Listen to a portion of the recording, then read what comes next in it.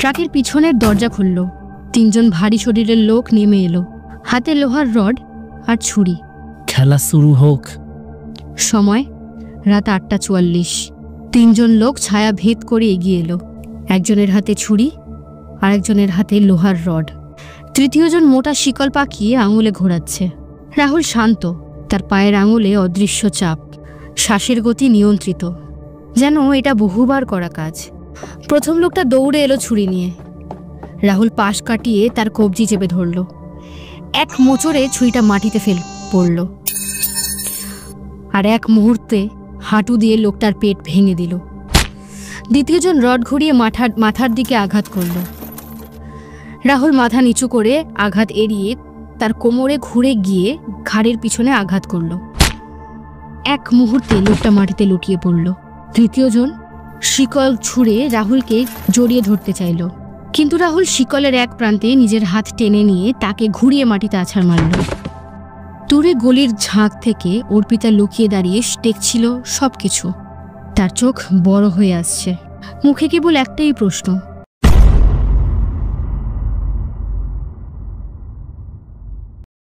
সময় বিকেল 5টা। শহরের এক ছোট্ট ক্যাফে। শহরের কোলাহলের মাঝে একটা শান্ত কোণা আছে, ক্যাফে মেলোডি। অর্পিতার প্রিয় জায়গা।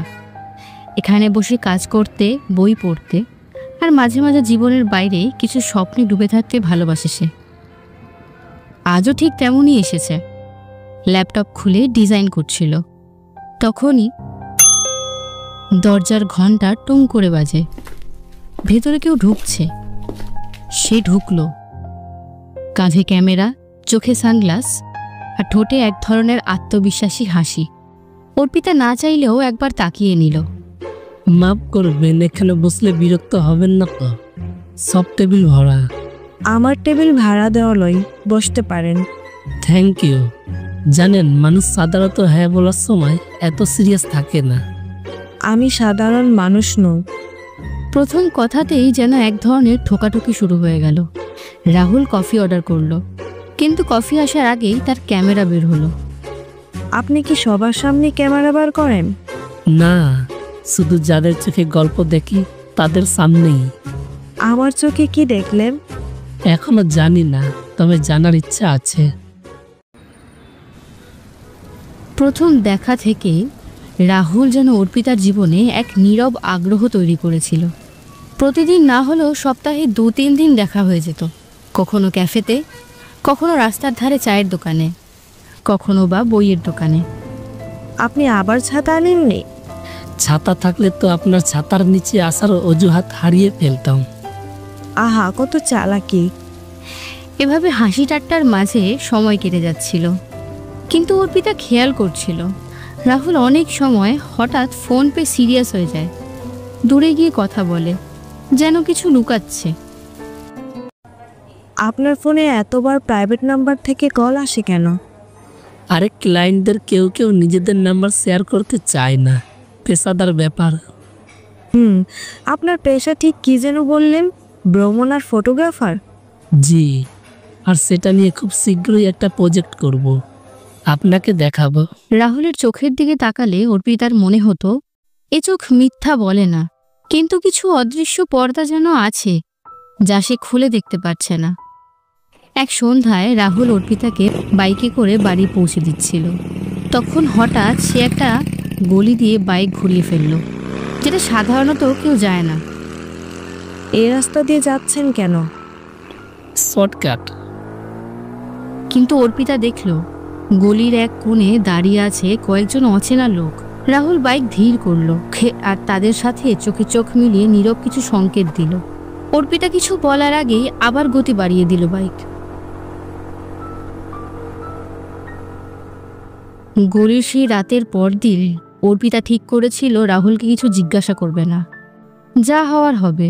এই মুহূর্তটা যেন শুধু তাদের জন্য থাকে। আপনি কি সবসময় এত চুপচাপ থাকেন, নাকি আমার সাথে থাকলেই? আপনার সাথে থাকলে কথা বলার সুযোগ পাই কই? আপনি নিজেই সব গল্প বলে ফেলেন। আচ্ছা, আপনি চান আমি চুপ করে থাকি? চুপ থাকুন, কিন্তু পাশে থাকুন। কথাটা হাওয়ার সাথে মিলিয়ে গেল। রাহুল কিছু বলল না, শুধু অর্পিতার দিকে তাকিয়ে রইল। কখন যে সূর্যের আলো সোনালি হয়ে গিয়েছিল তারা খেয়ালই করেনি। অর্পিতা, আপনার হাসিটা জানেন কেমন হাসিরও আবার তুলনা হয় নাকি? হয়? আপনার হাসি যেন এমন কোন এক জায়গা যেখানে আমি লুকিয়ে যেতে চাই। তাহলে সেটা লক করে রাখতে হবে, নইলে বারবার এসে বিরক্ত করবেন। হাসির মধ্যে লুকানো সেই অদৃশ্য সংযোগ, তাদের বন্ধুত্বের সীমারেখা ধীরে ধীরে মুছে যাচ্ছিল। আবার কি সে রহস্যময় কল? না, আজ শুধু আপনি আছেন আমার সময়ের মধ্যে। অর্পিতা কিছু বোঝার চেষ্টা করল না, শুধু অনুভব করল যতদিন এই মুহূর্তগুলো আছে ততদিন বাকিটা না জানলেও চলে। সেদিন রাত পার্ক থেকে ফেরার পথে, নদীর ধারে বিকেল কাটিয়ে ফেরার পথে রাহুল হঠাৎ থেমে গেল। তার চোখ পড়েছে রাস্তার করে দাঁড়িয়ে থাকা ফুচকার দোকানে। এই, আপনি ফুচকা খান? কি প্রশ্ন! ফুচকা না খেলে তো জীবনটাই অপূর্ণ। তাহলে আজ থেকে আপনার জীবনের অপূর্ণতা পূরণ করে দেব আমি। 2 প্লেট দিব নাকি ভাই? না, একটা প্লেট। আমরা শেয়ার করব। শেয়ার? আমার ফুচকার সাথে কারো অংশীদারিত্ব চলে না। তাহলে প্রতিযোগিতা হবে, যে আগে খাবে সেই জিতবে। কথার সাথে সাথে শুরু হলো ফুচকা খাওয়ার প্রতিযোগিতা। প্রথম ফুচকাতেই রাহুল মুখে ফেলল, কিন্তু ভিতরের ঝাল পানি গলায় লাগতেই কাশতে লাগলো। এজন্যই বলি তাড়াহুড়ো ভালো না। আপনার ফুচকা আপনি খান, আমি হার মানলাম। চলুন, বৃষ্টি নামছে। আপনি তো বললেন বৃষ্টি মানেই জীবনের স্পেশাল মুহূর্ত, তাহলে ভিজেই যায় না। হ্যাঁ, আর ঠান্ডা লাগলে আপনার দায়। রাস্তার আলো, হালকা বৃষ্টি আর ফুচকার ঝাল মুখে নিয়ে দুজনের হাসিতে ভিজে যাচ্ছিল সন্ধেটা। ভিজে রাস্তার গন্ধ, ছাতায় বৃষ্টির শেষ কয়েক ফোঁটা, দূরে অটোরিকশার হর্ন, সিনেমা হলে লাউডস্পিকারে পুরনো বাংলা গান। বৃষ্টি থেমে এসেছে। ভিজে চুলে জল ঝরে রাহুল হঠাৎ বলল, সিনেমা দেখতে যাবেন? এখন? এখনই মজা, হল ফাঁকা থাকবে, পপকর্ন আমার দায়িত্বে। আচ্ছা, কিন্তু পপকর্নে বেশি লবণ থাকলে আমি কিন্তু সব আপনার দিকে ছুড়ে দেব। তারা ঢুকে পড়ল পুরনো এক সিনেমা হলে। স্ক্রিনে চলছিল কোনো 90 দশকের রঙিন গান। নায়ক নায়িকার পিছনে পাহাড়, ফুল আর কৃত্রিম কুয়াশা। এই গানগুলোতে নায়িকারা দৌড়ায় কেন? নায়িকা যেন ধরা না পড়ে আর দর্শক যেন হেসে মরে। তাহলে আমরা ঠিক দর্শক হয়েছি। পপকর্ন ভাগাভাগি করতে করতে দুজনের আঙুল একবার ছুঁয়ে গেল। কেউ কিছু বলল না, যেন এটা একেবারেই স্বাভাবিক। এই নায়কের ডায়লগগুলো কিন্তু একদম আপনার স্টাইলের মতো। মানে? সরাসরি না বললে ইশারায় বোঝানো আর আমাকে কনফিউজ করে রাখা। ও, তাহলে কনফিউজড অবস্থা বজায় থাকো। পুরনো গান, বৃষ্টির গন্ধ আর হালকা হাসি। সন্ধিটা যেন গল্পের মতো এগোচ্ছিল, যেখানে থ্রিলার বা রহস্যের কোনো ছায়া নেই, শুধুই মুহূর্তগুলো জমা হচ্ছিল চুপচাপ। সিনেমা শেষ হওয়ার পর রাত 9টা নাগাদ। সিনেমা শেষ। হলের ভেতরকার নিয়ন আলো নিভে আসছে। রাহুল আর অর্পিতা ধীরে ধীরে বেরিয়ে এলো। বাইরে আবার হালকা বৃষ্টি পড়ছে। আপনি জানেন এই সিনেমার নায়িকা সবসময় হিল পরে পাহাড়ে দৌড়াতে। হ্যাঁ, আর নায়ক কখনো ঘামে না। রিয়েল লাইফে আপনি কিন্তু 1.5 মিনিট দৌড়ালেই হাঁপাবেন। চ্যালেঞ্জ নেবেন? এবার তারা ফুটপাত ধরে হাঁটতে হাঁটতে এগোতে লাগলো। হঠাৎ সামনে এক ফেরিওয়ালা, যিনি বেলুনে বানাচ্ছিলেন নানান আকৃতি, কুকুর, ফুল, খরগোশ। চলুন আপনাকে একটা বেলুন ফুল কিনে দিই। না, বেলুন আমি খাবো না। খাওয়ার জন্য নয়, মুডের জন্য। বেলুন হাতে নিয়ে অর্পিতা হঠাৎ ঘুরে দাঁড়ালো, আর এক দমকা হাওয়ায় তার চুল উড়ে গিয়ে মুখ ঢেকে দিল। রাহুল হালকা হাত দিয়ে চুল সরিয়ে দিল। কেউ কিছু বলল না, শুধু রাস্তার আলোতে দুজনের ছায়া লম্বা হয়ে গেল। এই বেলুন তো কালকে ফেটে যাবে। মুহূর্তের মতোই ফেটে যাবে, কিন্তু মনে থাকবে। রাস্তার শেষ প্রান্তে পৌঁছে দুজনই থেমে গেল, কারণ রিকশাওয়ালা হঠাৎ ব্রেক কষে এমনভাবে তাদের সামনে থামলো যেন প্রায় ধাক্কা লাগতে লাগতে বেঁচে গেল। আপনাদের সমস্যা কি? দেখে হাঁটেন না নাকি? কোন দিকে তাকিয়ে হাঁটেন? সরি কাকা, আমরা সিনেমায় আছি ভেবেছিলাম। এখনই তো ইন্টারভেল শেষ হলো। সময় রাত প্রায় 10টা। শহরের নিরিবিলি রাস্তা। রিকশাওয়ালার সাথে ছোট্ট বাগবিতণ্ডার পর দুজন আবার হাঁটতে শুরু করলো। পায়ের নিচে ভেজা পাতা চূর্ণ হওয়ার শব্দ। কেউ দূরে বাঁশি বাজাচ্ছে। আজকে অনেকদিন পর এভাবে হাসলাম। আমার সাথেই তো বেশি হাসেন আপনি। আরে আমি সবার সাথেই হাসি। কিন্তু আমার সাথে হাসিটা অন্যরকম না। অর্পিতা অবাক হয়ে তাকালো। রাহুলের চোখে হালকা সিরিয়াস ভাব, যেটা সে আগে খুব কম দেখেছে। শোনো, আমি তোমাকে পছন্দ করি না, ভুল বললাম। আমি তোমাকে ভালোবাসি। রাহুল, এটা কি বলছো তুমি? আমরা তো বন্ধু, আর এত তাড়াতাড়ি এসো। আমি শুধু সত্যিটা বললাম। তুমি জানোই না আমি কি চাই। আর হ্যাঁ, কিছু কিছু কথা না বলাই ভালো। রাহুল থেমে গেল, মুখে অপ্রস্তুত হাসি। হাওয়া ঠান্ডা হয়ে এসেছে, আর দুজনের মাঝের দূরত্বটা যেন হঠাৎ বেড়ে গেল। চলো, দেরি হয়ে যাচ্ছে। তারা আবার হাঁটা শুরু করলো, কিন্তু এবার আর সেই হাসি খুনসুটি নেই।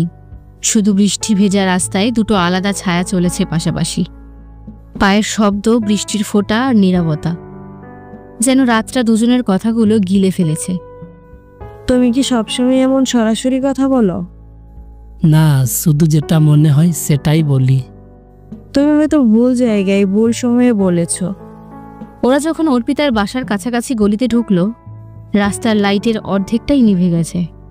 হঠাৎ একটা ছায়া পাশের দোকানের শাটারের আড়াল থেকে সরে গেল।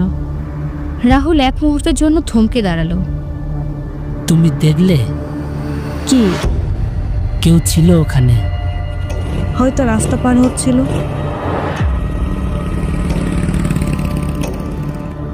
রাহুল কিছু বলল না, শুধু মাথা ঘুরিয়ে চারপাশ দেখতে লাগলো, যেন অন্ধকারে কিছু খুঁজছে। চলো, দেরি হয়ে যাচ্ছে। দুজনই আবার হাঁটতে লাগলো, কিন্তু এবার রাহুলের চোখে সেই আগের হাসি নেই।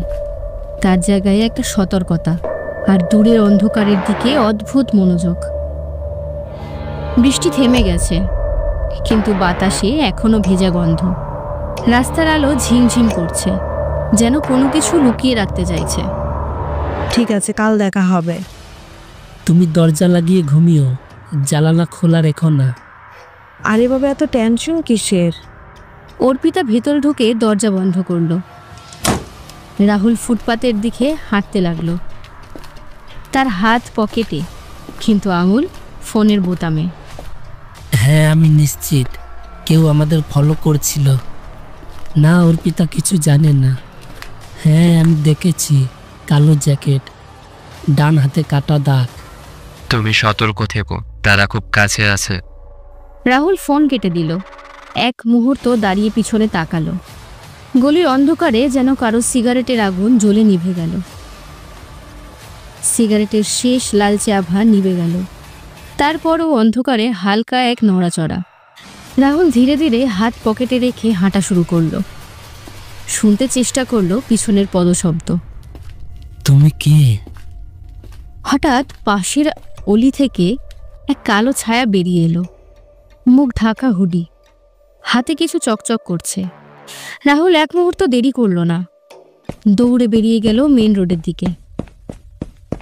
ছায়াটা পিছনে দৌড়াচ্ছে। দুজনের ফাঁকা রাস্তায় পায়ের শব্দ যেন আরো ভারী হয়ে উঠেছে। রাহুল মোড় ঘুরিয়ে গলির এক অন্ধকার জায়গায় হঠাৎ থেমে দাঁড়ালো। ছায়াটা হঠাৎ কাছে আসতেই সে ঝট করে তাকে ধাক্কা দিল। রাহুল নিচে পড়ে থাকা ধাতব জিনিসটা তুলে নিল। এটা একটা ছুরি। চোখ তুলে তাকাতেই দেখলো ছায়াটা অন্ধকারের মধ্যে মিলিয়ে গেছে। খেলা শুরু হয়ে গেছে। রাত 10:50। ছুরিটা সে হাতের মুঠোয় চেপে রাখল। তারপর ধীরে ধীরে শ্বাস নিয়েই ছায়াটির দিকে চোখ সরালো। রাহুল ছুরিটা দ্রুত জ্যাকেটের ভিতর ঢুকিয়ে নিল। পকেট থেকে ফোন বের করে কারো নাম্বার ডায়াল করলো, কিন্তু শেষ মুহূর্তে কল কেটে দিল। না, এখন না। সে সোজা অর্পিতার বাসার দিকে এগোলো। বারান্দায় অর্পিতা দাঁড়িয়ে, চুলে হালকা ভেজা পানি, মুখে স্বাভাবিক হাসি। এত দেরি করলে কেন? আরে হাঁটতে হাঁটতে এক দোকানে থেমেছিলাম। তুমি তো জানো আমি সময়ের হিসেব রাখতে পারি না। অর্পিতা হয়তো কিছু টের পায়নি, কিন্তু রাহুলের কাঁধে এখনও ভেজা রাতের ভার লেগে আছে।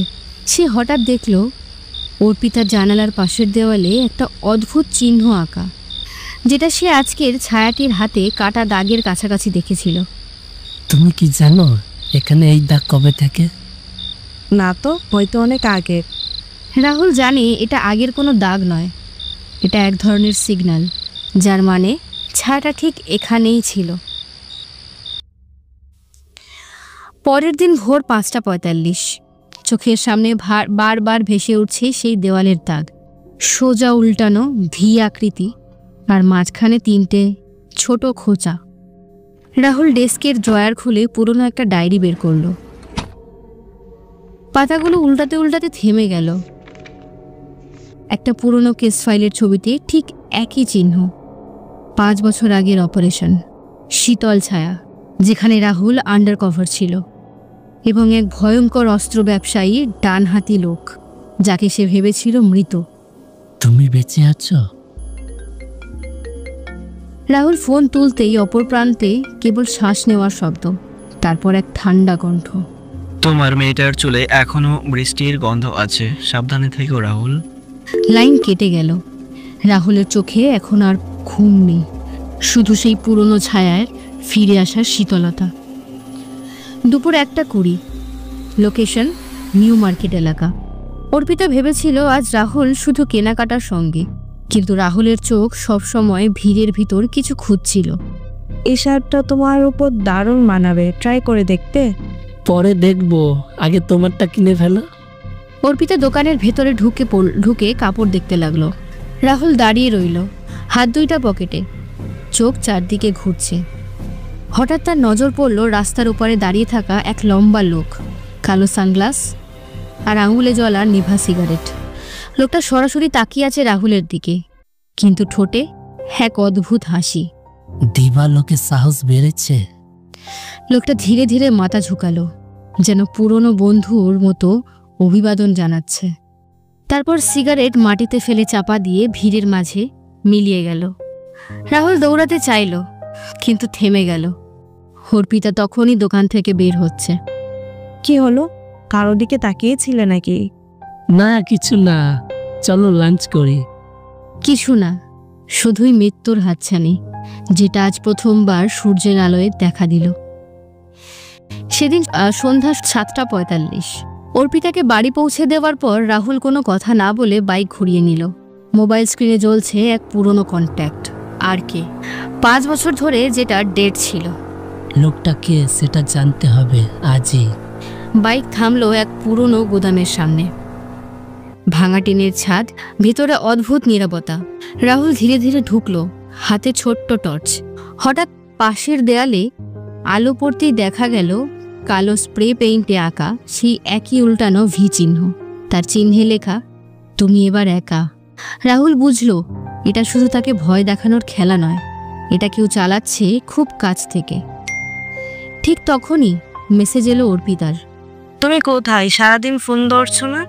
রাহুল স্ক্রিনের দিকে তাকিয়ে রইল, রিপ্লাই করল না, কারণ বাইরে গুদামের গেটের কাছে সেই লম্বা লোক দাঁড়িয়ে আছে। এবার আর একা নয়, পাশে আরও 2 জন। রাহুল জানত এই ট্র্যাকিং তাকে অর্পিতার কাছ থেকে দূরে ঠেলে দেবে, কিন্তু না করলে হয়তো ওর বাঁচার কোনো সুযোগই থাকবে না। রাত 8:10, লোকেশন গুদাম এলাকা, সদরঘাট। 3 জন লোক ধীরে ধীরে গলি পেরিয়ে মূল রাস্তায় উঠল। রাহুল তাদের পিছু নিল, বাইকের ইঞ্জিন বন্ধ, পায়ে হেঁটে। রাস্তার লাইটের নিচে তাদের ছায়া লম্বা হচ্ছিল, আর প্রত্যেকবার মোড় ঘুরলেই রাহুল অন্ধকারে মিলিয়ে যেত। তারা হঠাৎ থামল, একটা পুরনো ট্রাকে উঠল, যার পিছনে মোটা ট্রিপল ঢাকা। ট্রাকটা গড়াতে শুরু করলো সদরঘাটের দিকে। রাহুল দ্রুত বাইকে চড়ে দূরত্ব রেখে অনুসরণ করল। মোবাইল পকেটে কাঁপছে। অর্পিতার কল। এখন না। সে কল কেটে দিল। মুহূর্তের মধ্যে আবার মেসেজ এলো। তুমি কি আমার কাছ থেকে কিছু লুকাচ্ছ? রাহুলের মনে এক মুহূর্তের জন্য দ্বিধা এলো, কিন্তু ট্রাকটা হঠাৎ একটা নির্জন গুদাম ঘাটের সামনে থেমে গেল। ট্রিপল উঠতেই দেখা গেল ভিতরে শুধু ক্রেট নয়, একটা মানুষের সিলুয়েট, হাত পা বাঁধা, মুখে কাপড় চেপে ধরা। রাহুল বুঝলো এখানেই খেলা শেষ নয়, বরং এখানেই শুরু। ট্রিপলের ফাঁক দিয়ে আলো ঢুকলো। রাহুল ঝুঁকে পড়ল। বাঁধা মানুষের চোখে আতঙ্ক আর মুখে শুকনো রক্তের দাগ। এই মুহূর্ত তাকিয়েই রাহুলের বুক কেঁপে উঠল। এই মুখ সে আগে কোথাও দেখেছে, পুরনো একটি কেস ফাইলের ছবিতে। তুমি এখানে? কিন্তু কিভাবে? ঠিক তখনই পেছন থেকে পরিচিত কণ্ঠ। তুমি এখানে কি করছো রাহুল? রাহুল ধীরে ধীরে ঘুরে দাঁড়ালো। অর্পিতা দাঁড়িয়ে আছে, ভিজে চুল কপালে লেগে, চোখে প্রশ্নের ঝড়। আমি তোমাকে ফলো করেছি, সারাদিন ফোন ধরো না, মেসেজে রিপ্লাই দাও না। এখানে এসে দেখি তুমি এক বাঁধা মানুষকে দেখছো। কি হচ্ছে? রাহুলের হাতে এখন দুটো বিপদ। এক, অর্পিতাকে সত্যি বললে সে সব কিছু জানতে পারবে। দুই, না বললে হয়তো আর বিশ্বাস করবে না। ঠিক তখনই দূরে ভেসে এলো ট্রাকের ইঞ্জিনের শব্দ। যারা মানুষটাকে নিয়ে এসেছিল তারা ফিরছে। ট্রাকের শব্দ ক্রমেই কাছে আসছে। গলির অন্ধকারে হেডলাইটের আভা দেখা দিল। অর্পিতা শোনো, এখনই এখান থেকে চলে যাও, কোনো প্রশ্ন নয়, এক্ষুনি। না, আগে বলো এখানে কি হচ্ছে। রাহুল এক পায়ে গিয়ে অর্পিতার হাত চেপে ধরল, চোখে অদ্ভুত দৃঢ়তা। তুমি যদি এখানে থাকো আমরা দুজনেই মরবো। অর্পিতার চোখে প্রথমবারের মতোই ভয় ঢুকে গেল। সে ধীরে মাথা নেড়ে পিছিয়ে গেল, কিন্তু শেষ মুহূর্তে তার ঠোঁট নড়ল। তুমি যেন ফিরে আসো। রাহুল বাঁধা মানুষটার দিকে ফিরল আর হাতের বাঁধন কাটিয়ে দিল দ্রুত, আর কানে ফিসফিস করে বলল, তুমি কথা বলবে না, শুধু আমার পেছনে থাকো। ট্রাকের পিছনের দরজা খুলল। তিনজন ভারী শরীরের লোক নেমে এলো, হাতে লোহার রড আর ছুরি। খেলা শুরু হোক। সময় রাত 8:44। তিনজন লোক ছায়া ভেদ করে এগিয়ে এলো। একজনের হাতে ছুরি, আরেকজনের হাতে লোহার রড। তৃতীয়জন মোটা শিকল পাকিয়ে আঙুলে ঘোরাচ্ছে। রাহুল শান্ত, তার পায়ের আঙুলে অদৃশ্য চাপ, শ্বাসের গতি নিয়ন্ত্রিত, যেন এটা বহুবার করা কাজ। প্রথম লোকটা দৌড়ে এলো ছুরি নিয়ে। রাহুল পাশ কাটিয়ে তার কবজি চেপে ধরল। এক মোচড়ে ছুরিটা মাটিতে পড়ল, আর এক মুহূর্তে হাঁটু দিয়ে লোকটার পেট ভেঙে দিল। দ্বিতীয়জন রড ঘুরিয়ে মাথার দিকে আঘাত করল। রাহুল মাথা নিচু করে আঘাত এড়িয়ে তার কোমরে ঘুরে গিয়ে ঘাড়ের পিছনে আঘাত করল। এক মুহূর্তে লোকটা মাটিতে লুটিয়ে পড়ল। তৃতীয়জন শিকল ছুঁড়ে রাহুলকে জড়িয়ে ধরতে চাইল, কিন্তু রাহুল শিকলের এক প্রান্তে নিজের হাত টেনে নিয়ে তাকে ঘুরিয়ে মাটিতে আছাড় মারল। দূরে গলির ঝাঁক থেকে অর্পিতা লুকিয়ে দাঁড়িয়ে দেখছিল সবকিছু। তার চোখ বড় হয়ে আসছে, মুখে কেবল একটাই প্রশ্ন, এই রাহুলকে? বৃষ্টি নামলো আরো জোরে, কিন্তু আসল ঝড় এখনো বাকি। সময় রাত 9:05। লোকেশন সদরঘাট গুদামের পেছনের সরু রাস্তা। রাহুল বাঁধা মানুষটাকে অন্ধকারের দিকে সরিয়ে দিল, আর তখনই পিছন থেকে অর্পিতার কণ্ঠ, তুমি কে রাহুল? এখন যা দেখলাম, তুমি আসলে কে? রাহুল ধীরে ধীরে তার দিকে ফিরল। মুখে ভিজে চুল লেপটে গেছে, কিন্তু চোখে কোনো ভয় নেই, শুধু অদ্ভুত শান্তি আর ক্লান্তি। আমি তোমার ভাবনার মানুষ নই অর্পিতা, কিন্তু তোমাকে বিপদ থেকে বাঁচানোই এখন আমার কাজ। অর্পিতার চোখে অবিশ্বাস জমে উঠেছে। সে এক পা এগিয়ে এসে থামল। কোন বিপদ? কে ছিল ওরা? আর তুমি এমনভাবে লড়াই করতে পারো কিভাবে? রাহুল এক মুহূর্ত চুপ করে তার চোখের দিকে তাকালো। সব জানার সময় এখনো হয়নি, তুমি শুধু আমার উপর বিশ্বাস রাখো। এই বিশ্বাসটা যেন অর্পিতার মনে আরও প্রশ্ন জাগিয়ে তুলল। আর দূরে কোনো এক অচেনা চোখ ছায়া থেকে তাদের দুজনকে দেখছে। অর্পিতা এখনো স্থির দাঁড়িয়ে, তার চোখে বিভ্রান্তি, রাহুলের চোখে অদ্ভুত সতর্কতা। ঠিক তখনই গলির কোণ থেকে বেরিয়ে এলো এক ছায়া মূর্তি। মুখে অর্ধেক মাস্ক, হাতে সিগারেট। সিগারেটের আগুনে চোখ দুটো মুহূর্তের জন্য স্পষ্ট। অনেকদিন পর দেখা হলো রাহুল, তুমি কি এখনো খেলাটা শেষ করনি বুঝি? অর্পিতা চমকে তাকালো রাহুলের দিকে। রাহুলের মুখ মুহূর্তের জন্য শক্ত হয়ে গেল, যেন অতীতের কোনো দুঃস্বপ্ন তাকে ঠিক সামনে এসে দাঁড়িয়েছে। তুমি ভুল জায়গায় এসেছ, এখানে তোমার কিছু নেই। লোকটা মৃদু হেসে সিগারেট মাটিতে ফেলল, পা দিয়ে চেপে নিভিয়ে দিল, তারপর ধীরে ধীরে অন্ধকারে মিলিয়ে গেল। অর্পিতার মনে হলো হাজারো প্রশ্ন জমে উঠেছে, কিন্তু সে জানতো আজ উত্তর মিলবে না। আর দূরে নদীর জলে প্রতিফলিত হচ্ছিল সেই সিগারেটের শেষ লাল আভা।